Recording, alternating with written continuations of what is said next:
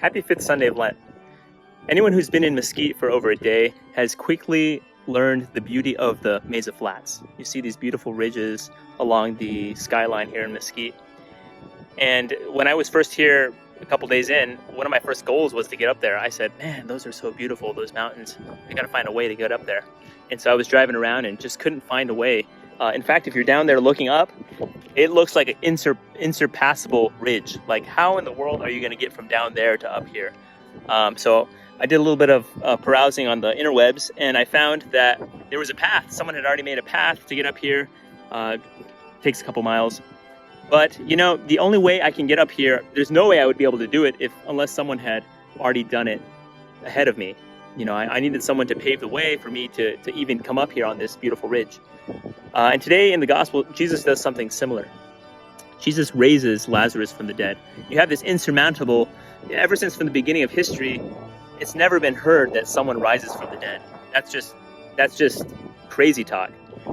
And then you have Jesus who, all of a sudden, he waits for the fourth day, because in the Jewish mindset, they had this superstition that when a person dies, the soul tries for 3 days to go back into the body. And so Jesus says, you know what?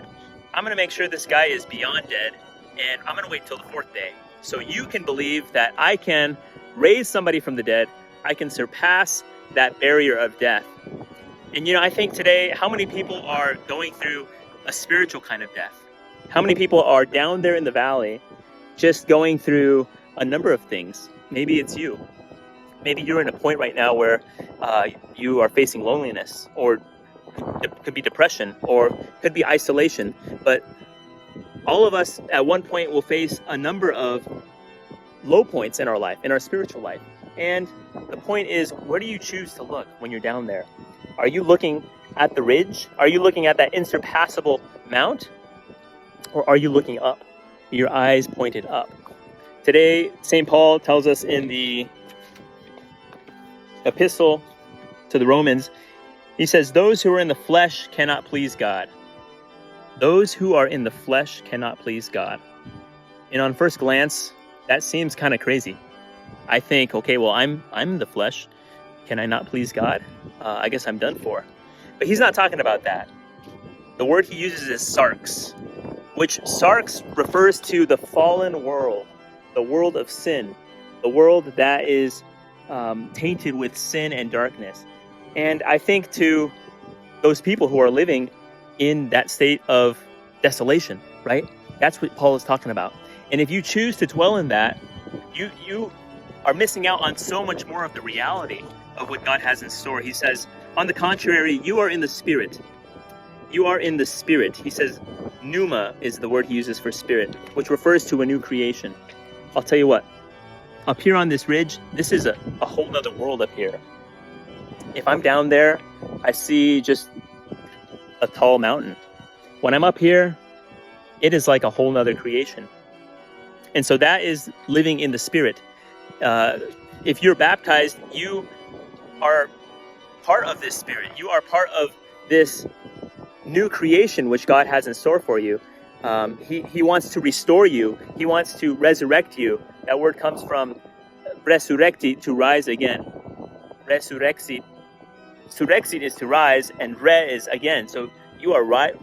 God wants to rise you again. And that's only possible with his grace. So what's the solution? Well, when we're down in the valley, where do you choose to look?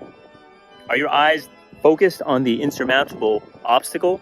Or do your eyes go even higher, and do you focus on the reality that God has died on the cross for you, and God himself has surpassed that insurmountable obstacle which we know as death? You know, in fact, if Christ has surpassed death, he can surpass anything. If he has risen from the dead, then he can heal you of anything that we're going through. And so I encourage us, let's look up this Lent to the cross.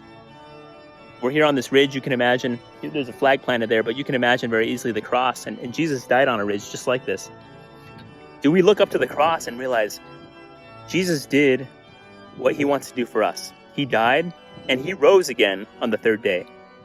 And he's going to do the same for us. So have that honesty to see God and to pray with the words of our psalm today. Out of the depths, I cry to you, O Lord. If you're in the depth today, have that honesty with God. Say, hey, God, I'm in a low point. I need your help, and I'm going to cry to you. I'm in the depths. Hear my voice. And he will respond, and he will love you like he always does. God bless you.